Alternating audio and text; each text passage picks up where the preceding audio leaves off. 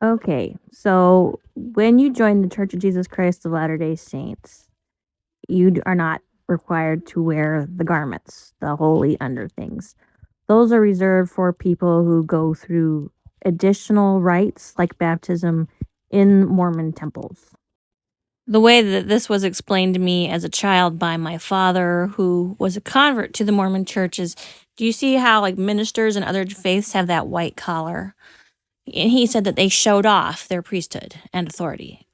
You can look at a Catholic priest with his robes and mitre. Well, we were a more humble people. We wore our priesthood robes under our clothes and were not showy that way. That's how it was explained to me.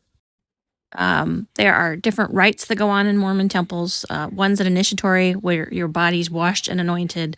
The endowment is where you're given tokens, special signs and handshakes and names, so you can get by the guardian angels to get to heaven.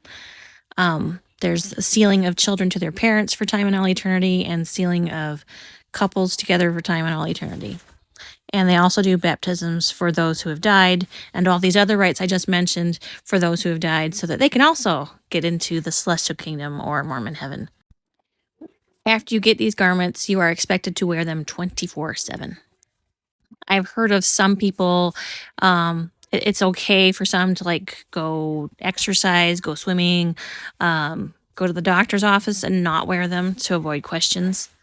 But things are constantly evolving with that. Like originally, like the Mormon garment used to be down to your ankles and wrists, and they've shortened up now. There's a long history behind that.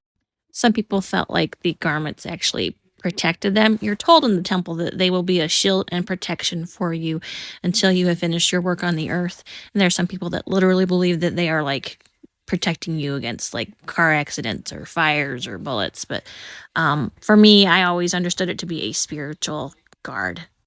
However, my first husband was 28 years older than me, temple endowed, while I wasn't, and it certainly didn't stop him from grooming and molesting me in his temple garments. Some fucking shield and protection that was.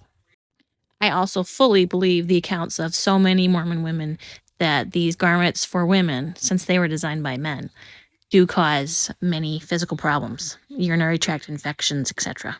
There are symbols cut into them that go along with the symbols that you learn in the endowment. They were originally cut by a knife on your clothes and you had to sew them up, but now they're just stamped on there. So, but I quit attending the temple when I quit attending the church.